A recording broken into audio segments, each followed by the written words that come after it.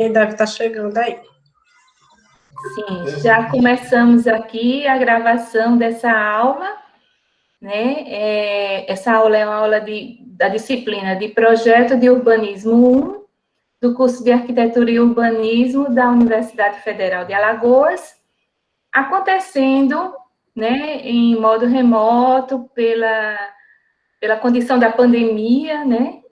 E aí vamos fazer esse encontro, né, com a professora Maria Angélica, professora da Universidade Federal de Alagoas, do curso de Arquitetura e Urbanismo.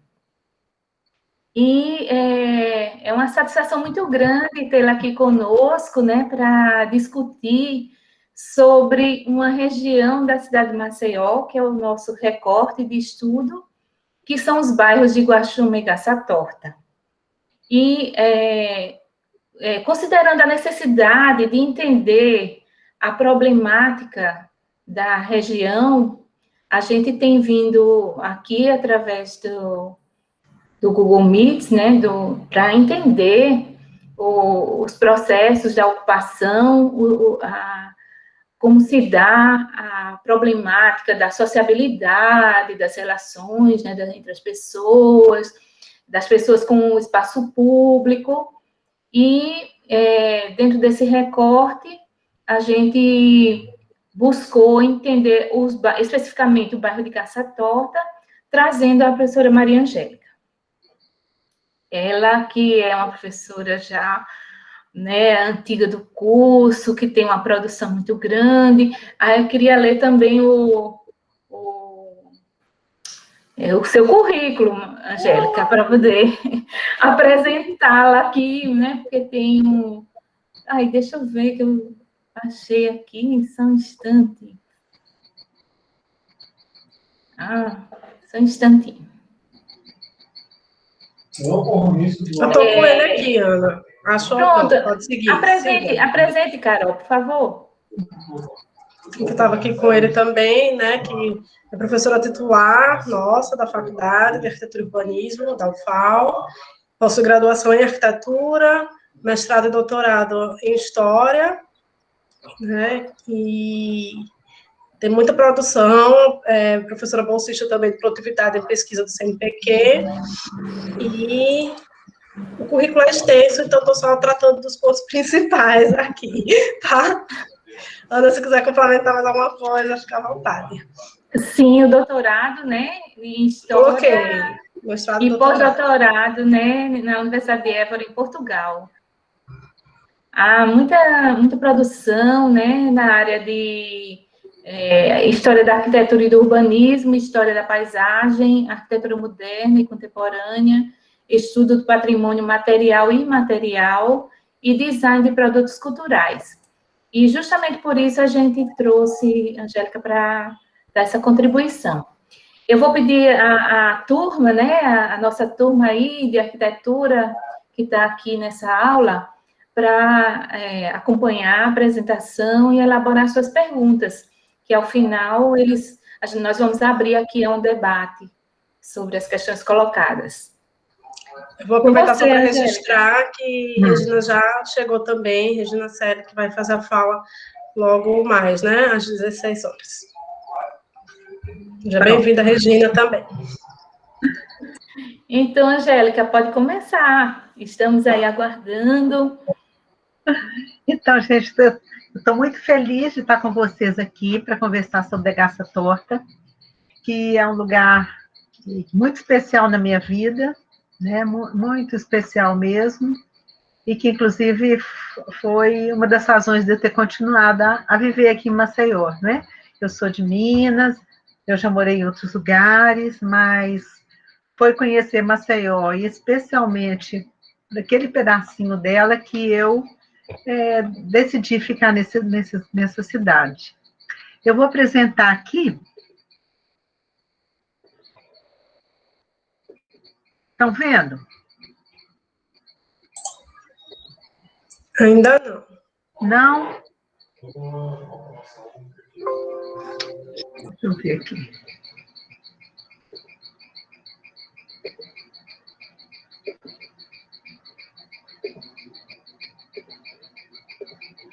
Eita, tá fugindo. Peraí, deixa eu tentar de novo.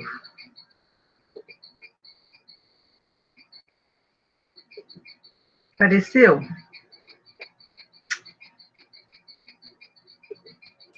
Ainda não, Angélica. Ainda não apareceu. Que coisa. Peraí, deixa eu só voltar o slide aqui. Quando eu vou clicar em cima, ele some daqui. Olha que emulação. Vou tentar de novo, vamos ver. Apareceu? Ainda não. Ele está em que formato, Angélica? Não tem PDF, não era para estar dando problema. Você faz assim, você fecha e abre o arquivo como... Você bota abrir com o Google, para abrir com uma guia. Tá. Deixa eu achar aqui. Dá para abrir como guia em PDF. Você Isso. bota apresentar, uma guia. Ele tá em PowerPoint. Entendeu? Esse problema com PowerPoint, não foi? Foi comigo na passada, não consegui. Foi. Eu gerei um PDF. No momento que liberar a conta capital, que vai poder ter um ponto de Ainda não.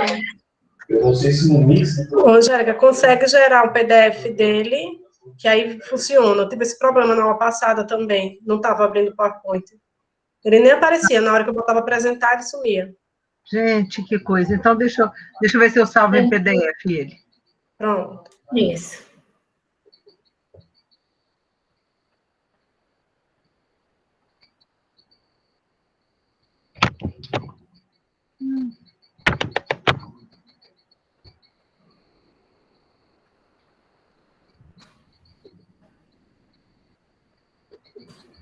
Enquanto a Angélica vai resolvendo aí a apresentação, a gente vai contextualizando, né, essa aula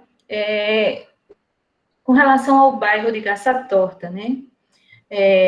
Aliás, vamos falar sobre os dois. Guaxuma e Gaça-Torta fazem parte da chamada do litoral norte da cidade de Maceió, né? Que é essa região. Para quem está assistindo, né, depois e que acessar a aula, entender que são dois bairros que são banhados, né, pelo oceano e que possuem praias muito atrativas para o turismo e também pela paisagem que possui, né? E que essa região tem sofrido muitas transformações nos últimos anos. Está conseguindo apresentar agora, Angélica. Que bom, tomara. Mas só que está com a guia, tem que botar na guia do PDF. Está apresentando a sala. Aí. Agora apareceu. Entrou. Pronto. Tá. Então pode ir, né? Posso começar? Pronto. Então, gente, na verdade, eu vou apresentar alguns slides que eu preparei numa época, 5 anos atrás, quando eu solicitei o tombamento dessa região. E, inclusive, assim, a palavra tombamento não é a melhor para se usar para essa área, inclusive, eu vou reapresentar esse processo de novo e vou buscar um outro termo, né, porque eu acho que não é a questão do tombamento. O tombamento iria contra a vitalidade desse lugar. Então, eu chamei essa proposta, Gaça-Torta, Riacho Doce, franja de litoral entre dois riachos. Porque, na verdade, esses lugares que conformou Maceió e que conformaram Alagoas, eram lugares que muitas vezes eram marcados pelos acidentes geográficos, né? Então, foi porque existia um riacho chamado Gaça-Torta e teria um chamado Riacho Doce, que as divisões entre esses bairros foram se fazendo. Então, eu vou apresentar aqui vários argumentos para vocês verem a importância desse lugar. E, na verdade, assim, o que eu mais gostaria de deixar para vocês é que nós habitamos esse planeta Terra, e nós habitamos as cidades de formas muito diversas. Então, se a gente se aventura, né, do campo da arquitetura e do urbanismo, a gente é convocado a mirar essas várias formas de viver a cidade. Então, não existe uma norma única, né? É estranho ter uma norma única para a cidade como um todo. É estranho a gente aprender o urbanismo que a gente vai praticar na Ponta Verde, vai praticar na Grota e vai praticar na Garça Torta, porque são lugares muito diferenciados que pedem outras lógicas. Então, a minha mensagem maior assim, que eu queria deixar hoje é essa importância da gente aprender com a diversidade. E essa importância da gente saber que a cidade são várias formas de habitar, várias formas de morar, várias formas de existir nesse planeta Terra, inclusive umas que negam a cidade. Então, todo o meu argumento a favor da Garça Torta é porque ela traz essa diversidade de formas de morar muito evidente para nós. Em muitos lugares povoados, bairros como Garça Torta já sumiram. Então, quem tem devia cuidar, porque mostra, né, é um exemplo da diversidade da vida, de como a gente pode viver de formas muito, muito, muito diferentes, né? Então, eu trago aqui primeiro um mapa, só para vocês verem que esse aqui é um dos primeiros mapas que mostra a região de Alagoas, né? A costa de Alagoas. É um mapa de Albernaz, é um mapa de uma família Albernaz, que era uma família de cartógrafos de Portugal. E aí eu procurando onde começa a história de Garça Torta e Riacho Doce. Aí, esse mapa já mostra aí, tá vendo? O Rio Doce, o Riacho Doce, né? Nesse tempo não tem Maceió, não existe Maceió ainda. E Santa Maria Madalena, né, que vai ser a primeira capital, Marechal Deodoro, também está só se iniciando. Mas aí a gente já tem como acidente geográfico, esse lugar tendo um nome. E depois a gente vai ter só, muitos anos depois, nesse mapa do século XVII, que eu mostrei agora, esse aqui é um mapa já do século XIX, início do XX, onde a gente tem a Garça Torta, mas olha, já todo cheio de errinho, porque ela está antes de Jacarecica, né? A gente sabe que o bairro de Jacarecica é primeiro, depois dela. Mas aí é só para mostrar como é que os lugarzinhos vão sendo ocupados, como é que vão sendo marcadinhos, assim, os lugares que existem, ó, tá aqui da Igrejinha de Pioca, a Vila de Maceió, como é que os lugares vão surgindo e como vão se modificando. Então, assim, quando eu comecei Então, minha história na Garça Torta é como, assim, foi desde que eu fiz concurso para a UFAL, porque vários professores, na época que eu fiz o concurso, moravam aqui nessa região. A nossa escola de arquitetura era nova, né? Então, os professores vieram do Rio de Janeiro, vieram de vários lugares, muitos de Pernambuco, e alguns resolveram morar nessa área. Então, aí já começa o caráter legal desse lugar, porque por ser muito acolhedor, por ter recebido muita gente que era estranho a eles, né? Que era estranho à comunidade e acolhido.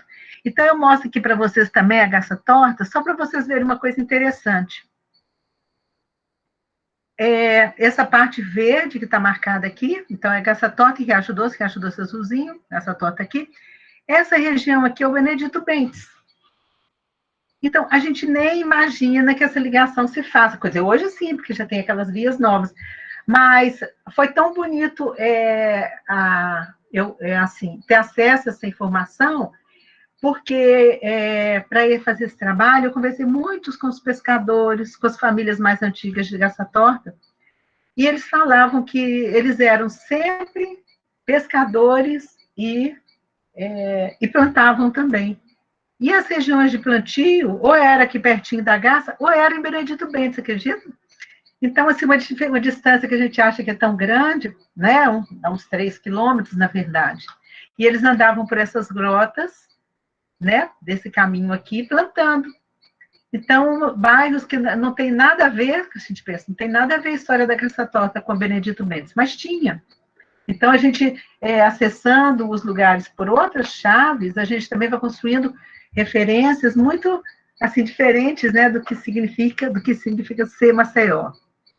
Aí, um pouquinho, assim, a fisionomia do bairro, a coisa de ter os seus quitutes e Riacho Doce, a pracinha central de Garça Torta, muito simples, com uma igrejinha que foi construída em homenagem a São Pedro, mais recente, e um dos ícones da cidade, do bairro, que é a Casa da Arte. Então, um pouquinho para dar a fisionomia desse lugar, vocês irem adentrando um pouquinho. Aqui já é a igreja de Riacho Doce, aqui já é um forno que eles têm próximo, aqui é a casinha a Casa da Arte, que se tornou um ponto de cultura, né?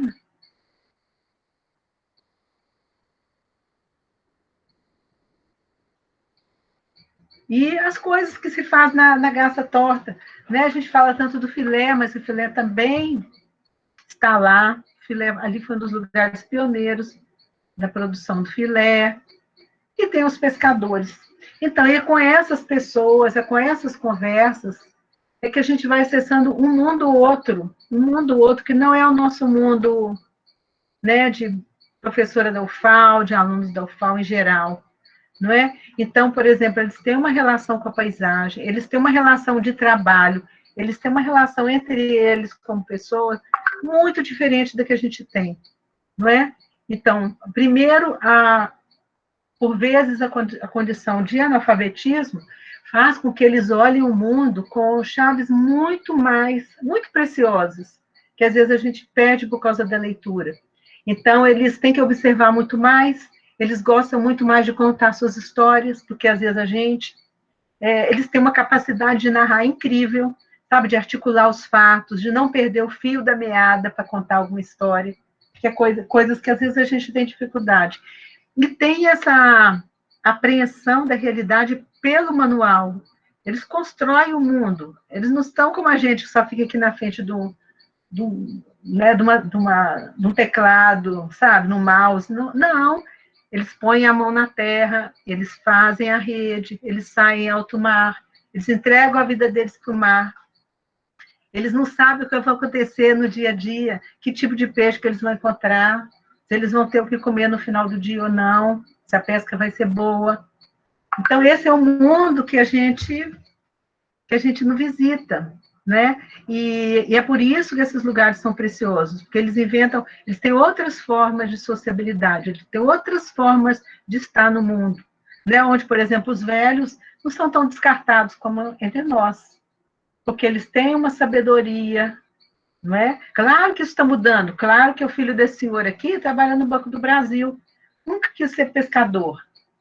E então a pesca que ele aprendeu, ele vai ficar com ele, já pescou tubarão de mais de 100 quilos, 200 quilos, mas esse saber vai ficar interrompido. Então é uma coisa muito rica, mas justamente porque é tão diversa de nós, dos nossos valores, dessa competitividade que a gente tem no mundo cotidiano, que por isso precisa de uma certa preservação. Não da preservação no sentido de parar eles no tempo, mas de ter mais cuidado com essas áreas da cidade, com o que elas podem nos ensinar. Né? Aqui é o interior da Casa da Arte, com os trabalhos que a Casa da Arte tenta fazer com a população. Antes foi a primeira escola, aquele senhor que a gente viu ali, andando na rede, estudou nesse lugar aqui. Então, assim, são saberes que você tem que estar ligado à manualidade, que nós estamos perdendo tanto, né? Esse sentido da vida. E eles nos ensinam. E tiveram tantas festas nesse lugar, sabe? Hoje está difícil, mas tinha muito São João, todo mundo chegava ali e dançava e se divertia, e a comunidade se juntava, sabe? E eles mesmos produziam a música, eles dançavam, então eles faziam a festa, não precisava de muita coisa. E onde a gente tem isso hoje em dia? Tão pouco, não é? Então, aí a Regina, que foi uma das pessoas que eu busquei entrevistar, ela fez um desenho, ela vai ter muito para contar para você sobre Garça Torta. Infelizmente, eu não vou poder ficar na fala dela, porque eu tenho um compromisso às 4. Estou tentando aqui desmarcar, mas ainda não consegui. Mas, então, que ela fala nessa garça que ela chegou bem antes de mim, né? E olha como as histórias vão assim, intercambiando.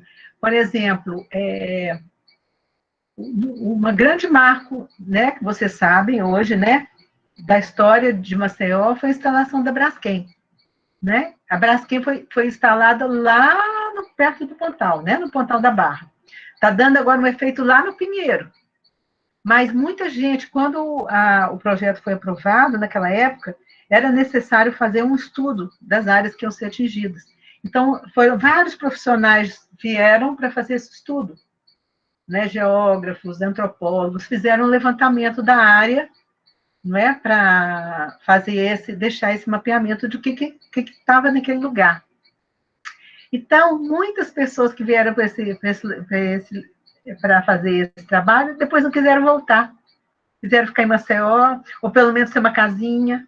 E, por incrível que pareça, essas pessoas foram parar na Garça Torta, com várias histórias que eu não vou contar agora, porque fica muito comprido. Então, essas partes da cidade, então, nos anos 70, várias pessoas que vieram, né, acabaram ficando ali, acabaram morando nesse lugar. E Regina chegou mais ou menos nessa época, depois ela pode dizer melhor, e ela desenhou que garça ela encontrou. Sabe, as casinhas cobertas de palha, a água que ainda tinha que pegar no riacho, né? Ali que se tomava banho. E como é que essas pessoas chegando foram trazendo outras modificações, mas também foram sendo muito respeitosas do que elas encontravam ali. Então, por isso a relação era muito harmônica. E, né? E a gente não via, como está vendo hoje, esse grande conflito da comunidade com a questão de passar o asfalto, né? Onde entra político, entra gente dando cesta básica, e aí a comunidade se dividiu, não é? Sendo que a maior parte dela foi a favor, né, que ficasse um calçamento simples e não um asfalto. Vocês estão vendo aqui a imagenzinha da rua principal, né, da rua São Pedro, que hoje é uma rua de terra, quem for lá, né, no bar do Carlinhos, qualquer lugar ali, no Alam, for para a praia, na Garça Torta, vai encontrar um maior barro, cheio de buraco. Mas os pescadores dizem que aqui era tudo uma areia bem fininha, branquinha. Então, os impactos com o lugar eram muito menores. Né? Então, isso aqui é o tempo quando essas pessoas chegaram, onde as casas ainda eram feitas de palha, onde os coqueiros ainda chegavam na praia, não é? Hoje a gente vê tão poucos.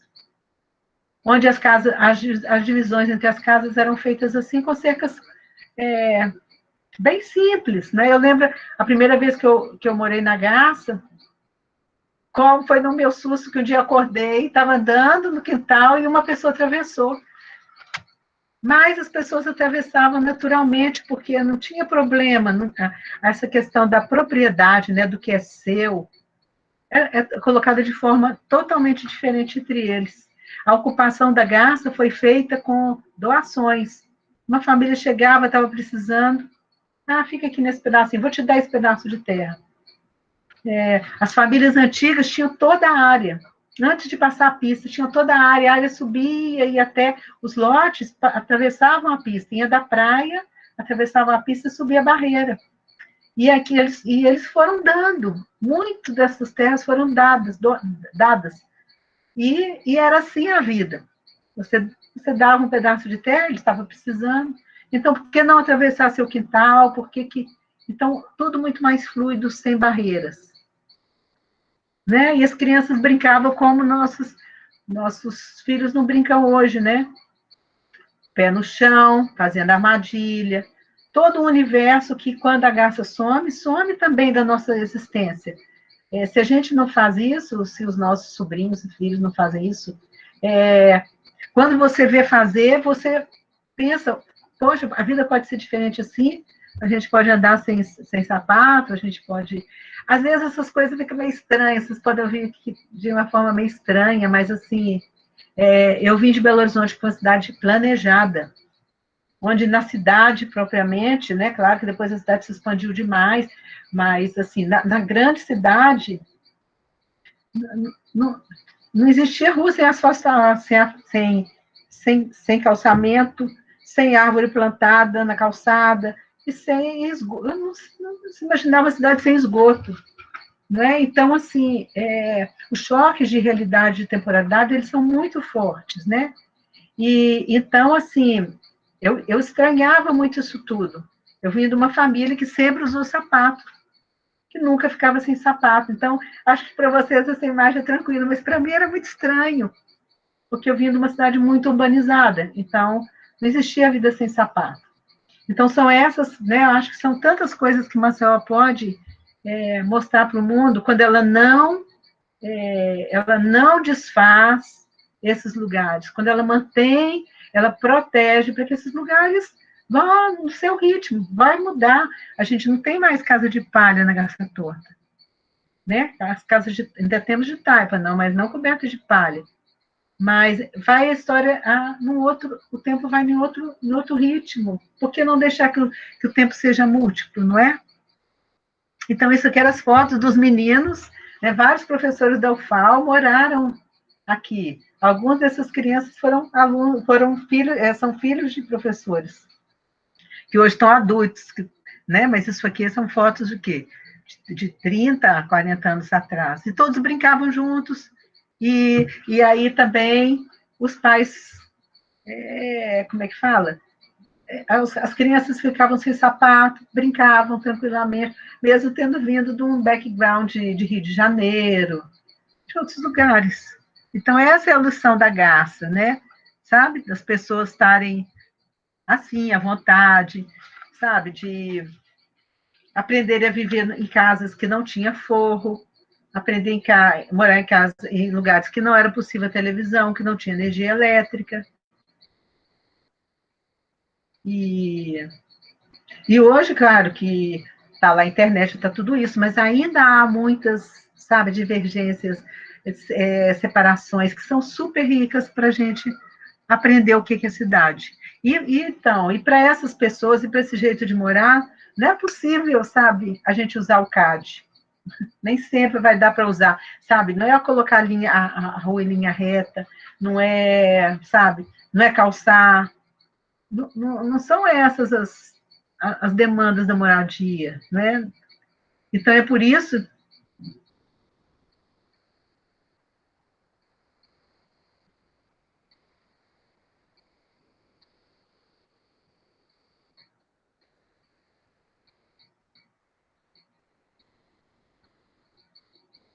que quando chegam esses movimentos, não é?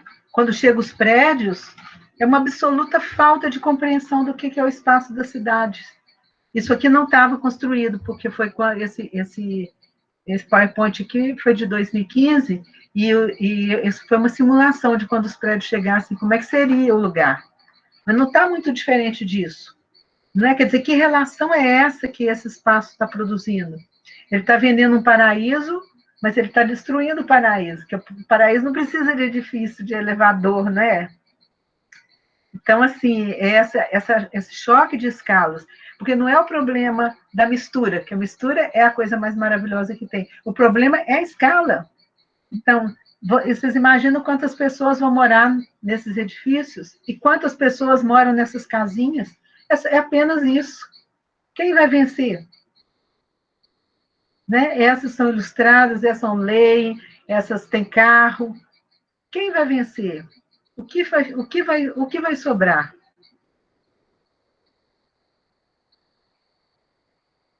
Não é? E além disso, né? O mar que está aí, que é um mar ali que sempre está limpo, porque aí no impacto, né? O impacto das casas, mesmo estando mais acumulado hoje de casas, é pequeno, não é uma ponta verde da vida, então o mar é sempre limpo. O mar tem pedras, né? Esse é um mar que, se você chega durante a semana, as pessoas estão pescando, as pessoas estão catando os moluscos, é um mar de trabalho, e assim, é oferecido para a cidade, oferecido não, é dessas pessoas. Então, que direito a gente tem de sombrear esse mar, de matar os corais, sabe, de encher essa praia de gente que não é daqui, né? Até para elas usufruir essa praia. Por que elas não moram mais distantes, no caminho daqui para Jacarecica? Está tudo livre. Por que elas não moram lá do outro lado, do litoral, indo para lá da Braskem? Por que aquela área não é ocupada? Não é? Por que estão, né? Quer dizer, a gente está perguntando por quê, mas sabe por quê, né? Mas, assim, se a gente pensa na melhor cidade, não seria aqui o lugar dos prédios. Por que eles surgem?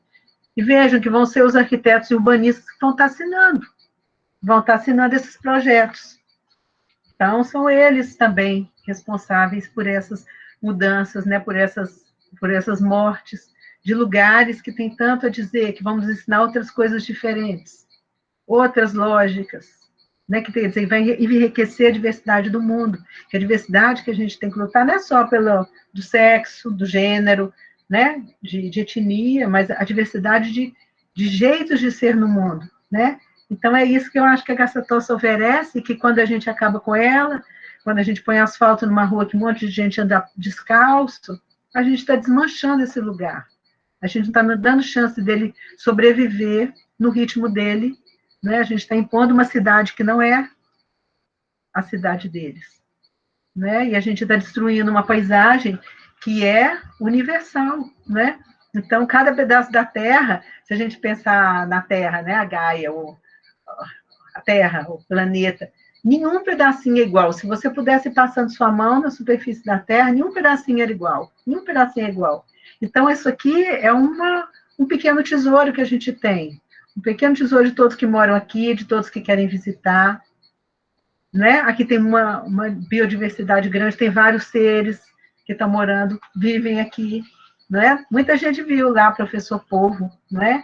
Então, por que as paisagens são só nossas? Porque a terra é só nossa, dos homens e dos que têm mais dinheiro, que têm mais grana. Porque é dos letrados, porque estudar arquitetura e constrói esses prédios. Por que a cidade não é de todos?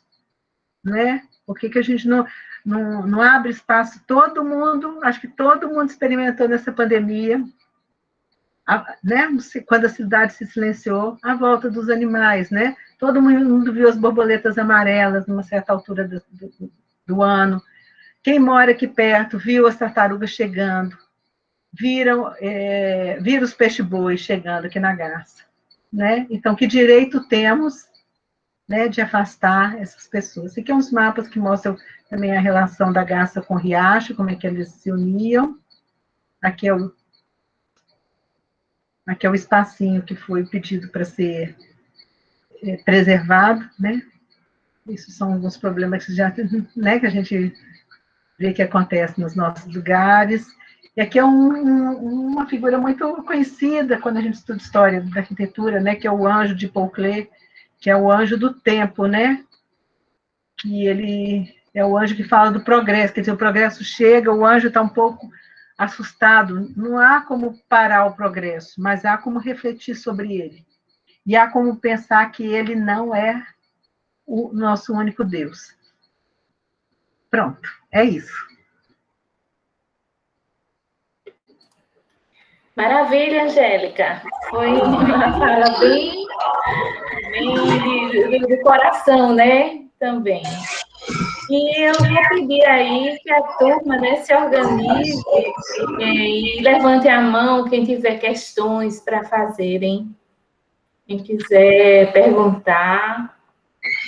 De antemão, eu queria só pontuar um dos pontos, né? Foi muito rica a fala da Angélica, e, de fato, né, emocionante, né? A gente vê que está carregada, né, de memórias também. E eu achei bem interessante, porque uma das coisas que a gente já vinha discutindo, né, em outras aulas era essa questão da mistura, né? De misturar ou não, de como é que a gente transforma ou não algumas coisas, ou a possibilidade mesmo, né, de você ter a cultura transformada. E aí eu achei muito interessante, porque a Angélica trouxe isso, né, que o problema não é a mistura em si, mas é essa escala. E eu achei que essa reflexão já fica aí para vocês, né? Eu acho que rebate muito naquela discussão que a gente vinha tendo, né? Até que ponto a gente pode ou deve, né, permitir ou incentivar determinadas transformações no espaço, e até que ponto a gente deve segurar essas transformações.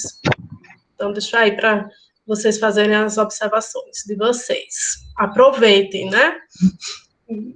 Carol, só falando assim, né, também, só pegando a sua fala, né? Por exemplo, até que ponto a gente deve, que na verdade, né, que direito nós temos, às vezes, de regular a vida do outro, né? Então, agora, nessa semana, vocês devem ter visto, teve tanto, semana passada, né, porque foi o dia do índio, teve tantas, né, teve o Krenak falando, teve tanta gente interessante falando, né, dizendo, nós não queremos a cidade, por exemplo, nós não queremos a cidade. E aí, não é? Como responder a isso? quer dizer, somos nós que devemos dizer o lugar da vida, né? O lugar de habitar de todos. Perfeito.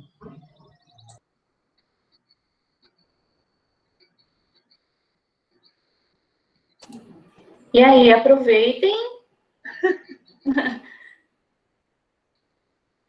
É engraçado, Angélica, porque a gente vai, antes de passar aqui para você, a gente passou nas equipes, nós fizemos um assessoramento e tinham várias questões, eles estavam pensando já sobre, tentando entender como era, né? Eles, olha, façam perguntas, que elas vão falar sobre a área. Quem é esse povo, quem é essa gente que habita lá, como é o modo de habitar, como é a sociabilidade. Acho que você apresentou várias coisas aí interessantes, como as festas, os espaços, como são organizados, né?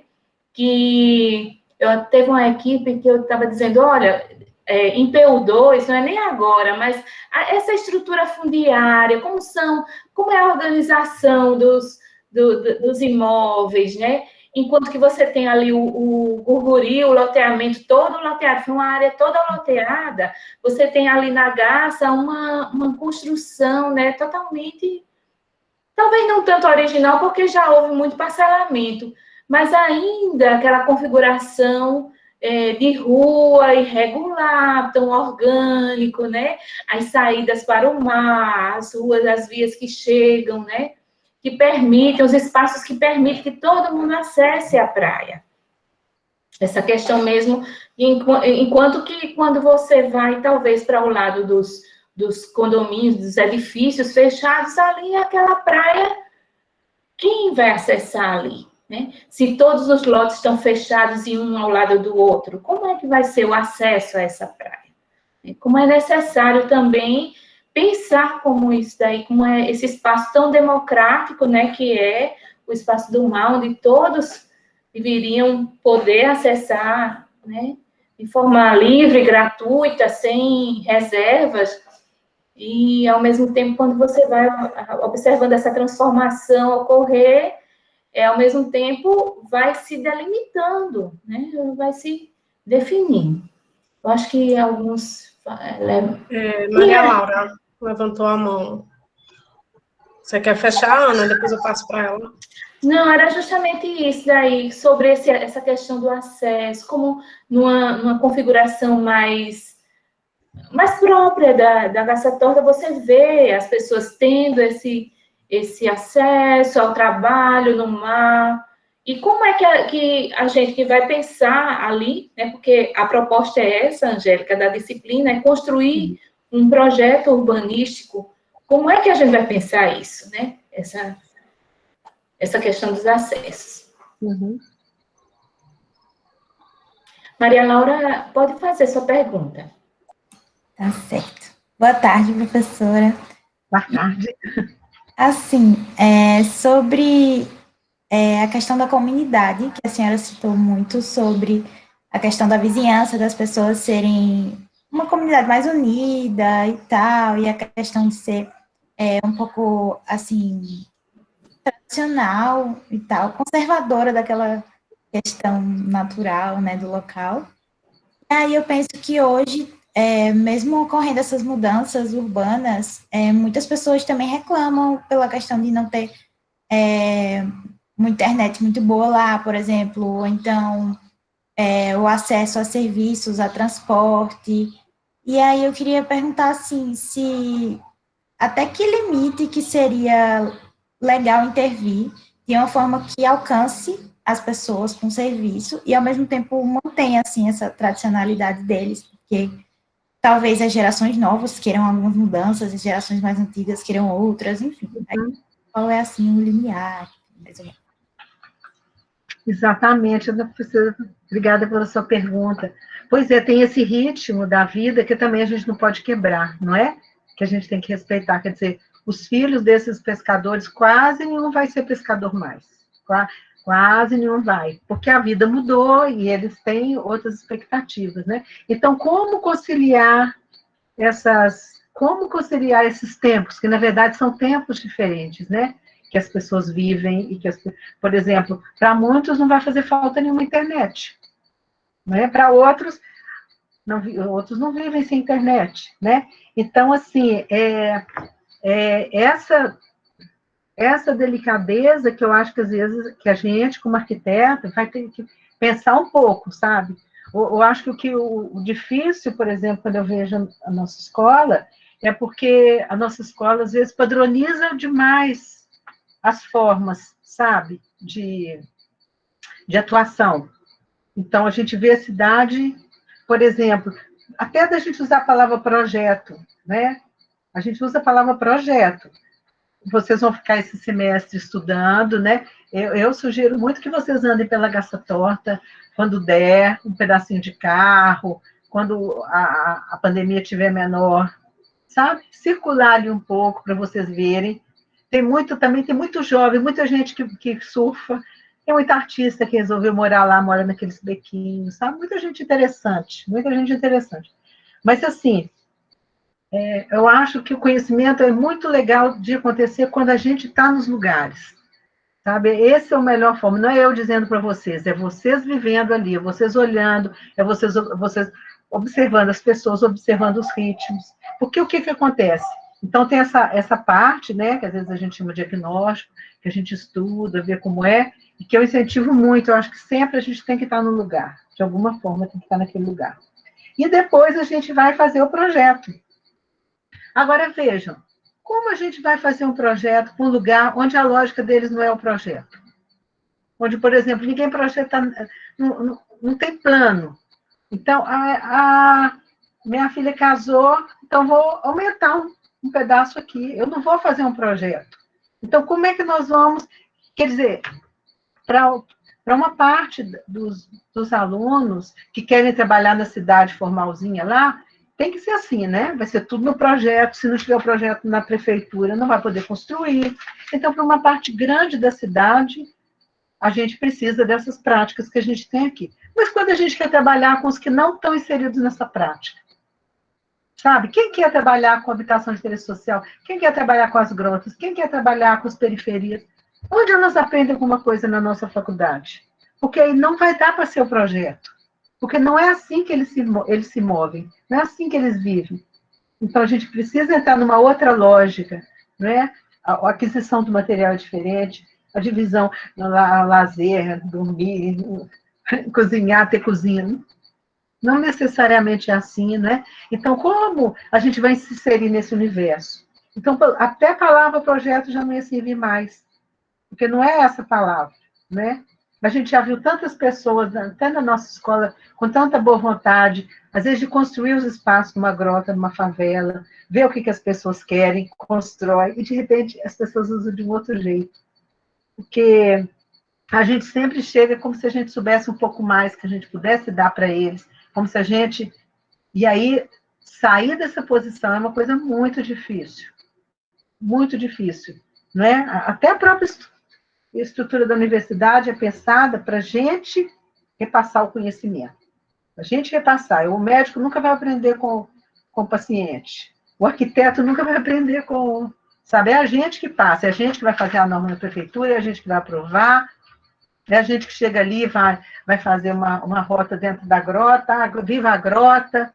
Mas são os nossos padrões, no geral, que estão sendo postos, não os deles. Né? A gente não sabe o que é viver com um cachorro relinchando, um cavalo relinchando do lado da janela, a gente não sabe o que é viver ouvindo tiro à noite. Então, assim, a gente precisa, inclusive, modificar nossas ferramentas se a gente quiser acessar essas outras áreas da cidade e não dar respostas tão prontas. A gente vai ter que pensar outros mecanismos, senão a gente vai estar sempre de cima para baixo. Então, a gente sabe que é bom aqui tem um acesso de 200 e 200 metros, pelo menos 200 e 200 metros, um acesso à praia. Mas esse é tão mais legal enxergar os acessos que eles fazem, que eles precisam. Né? Mas isso precisa de um convívio. Isso não é a gente olhando só do Google Earth ou do Google Street View ou fazendo os nossos desenhos no CAD que a gente vai acessar. É a gente vivendo nos lugares, observando como é que eles são, o que eles fazem. E aí exige até de nós próprios professores outras ferramentas, outros mecanismos, outros jeitos de ser, né, que podem ser super ricos para nós também. Então, quem sabe um dia, né, essas áreas da cidade vão ensinar para as áreas que se julgam as importantes do caminho da existência. Não é porque é um pouco o que a gente está vendo na pandemia, não é? Quem mora nos apartamentos são os que estão mais sofrendo. Quem mora nas casas, na periferia, claro que quem é paupérrimo, aí levou a pior. Levou a pior, né? A pandemia começou na classe média, mas quando é aglomeração, vai acabar lá. Mas quem mora numa pequena casa, quem tem vizinho, quem tem, sabe? Você tem uma outra existência. Então, a pandemia está aí para a gente também aprender muito com ela, né? O que nós fazemos de erros. Angélica, eu estava agora há pouco conversando com uma das equipes e falando justamente que, como a gente, né, eu e Carol, a gente estava vendo, será que a gente consegue, para P1-2, né, para a próxima etapa, né, ir ao local, mesmo que seja em grupos pequenos, é o nosso ideal, porque é o que a gente faz normalmente na disciplina, é passear, observar, sentir, conversar com as pessoas, entender um pouco, não dá para, numa disciplina, mas é entender a metodologia, né, de que você tem que ir ao local, isso daí faz parte do nosso escopo, né, de aula. A gente está limitado e buscando todas as formas possíveis de entender, desde esses tecnológicos, que são os mapeamentos, né, mas documentos, depoimentos, e indo buscar, entender essa questão, documentos do Abraça Garça, Instagram, do pessoal, para ver o que é que eles colocam. Os meninos estão com esse material em mãos, né, para a gente debater, para a gente tentar construir, mas eu acho que é por aí mesmo que você colocou, como regiões, né, essas regiões que estão dentro da cidade, a gente tem ali, né, uma região que está ocupada de diversas formas, né, de ocupação que a gente tem entre Guaxuma e Garça-Torta, fora uma área que ainda é rural, praticamente, para cima, né? Que ainda tem uma comunidade, que ainda tem sítio, chácara, acho que até fazenda, ali para dentro de Guaxuma e de Garça-Torta.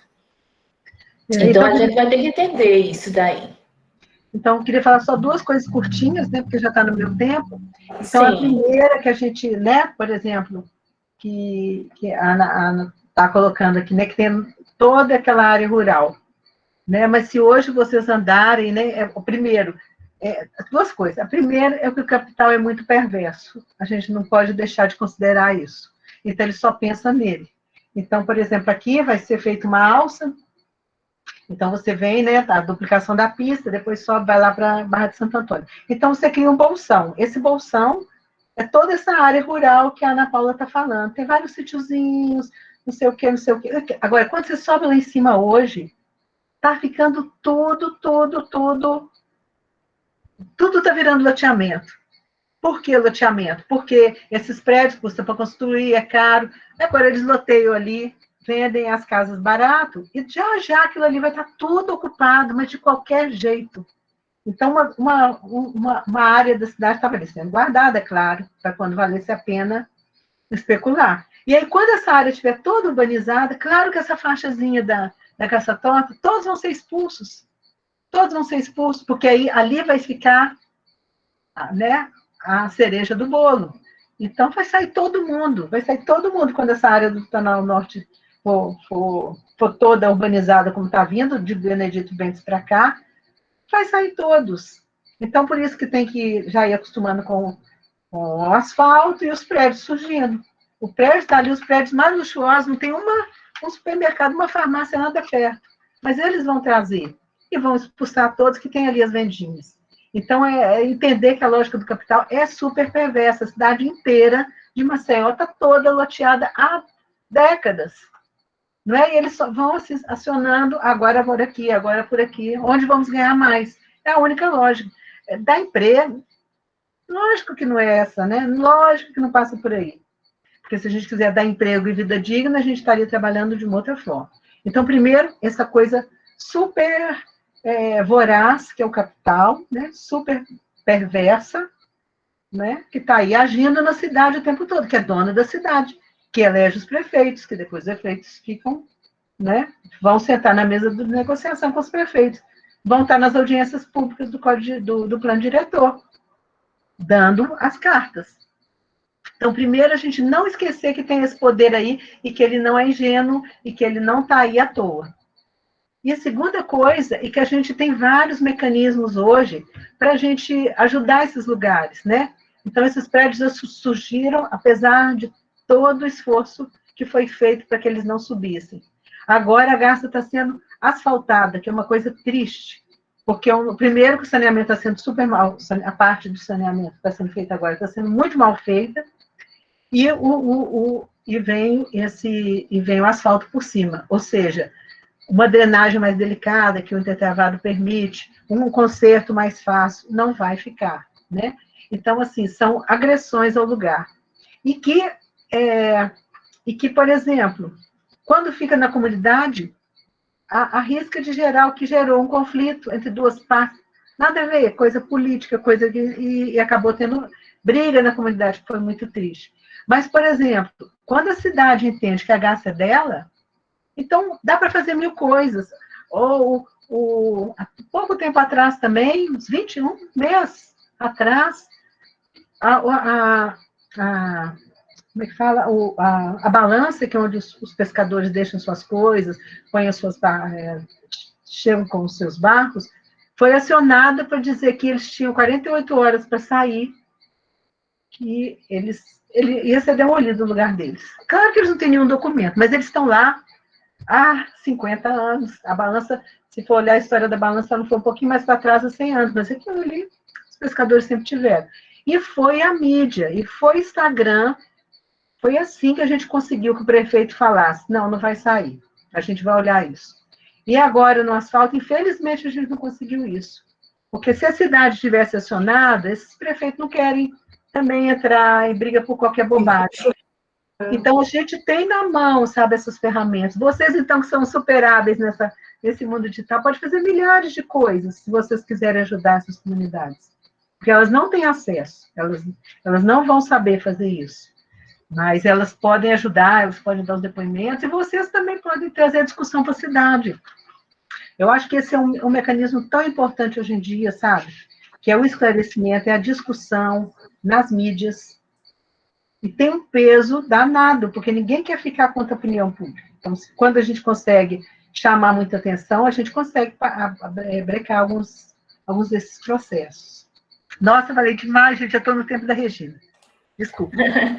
Olha, Angélica, então a gente quer agradecer muitíssimo, né, a sua contribuição, e essa aula vai ficar disponibilizada, né, na página do curso de Arquitetura e Urbanismo do YouTube, para que a gente possa rever, e vamos produzir, né, esse material, que espero que possa realmente dar alguma resposta aí. Se a gente puder ajudar, né, nesse contexto, é isso que a gente quer, né? Então, assim, a gente conclui, né, a fala agradecendo e pedindo para o pessoal abrir aí, para a professora Angélica ver a carinha de vocês.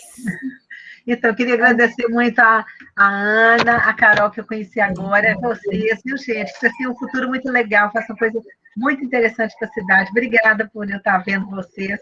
Muito obrigada. Olha aí, estão abrindo aí as telas, para você saber que tinha muita gente aqui na sala, né? A turma toda, na verdade. Oi, gente, muito prazer ver vocês. Espero que em breve a gente esteja cruzando lá nos corredores da FAO, viu? Muito prazer. Volta, com certeza. Muito sucesso para vocês. Eu vou fazer um print agora.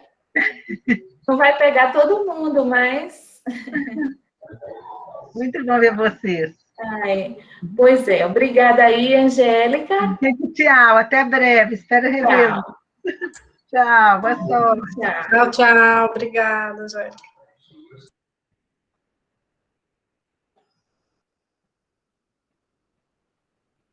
Eu não sei se eu consegui fazer o print, ó. Você fez? Eu fiz. Eu vou encerrar aqui a gravação, tá? Tá bom, então, gente, obrigada.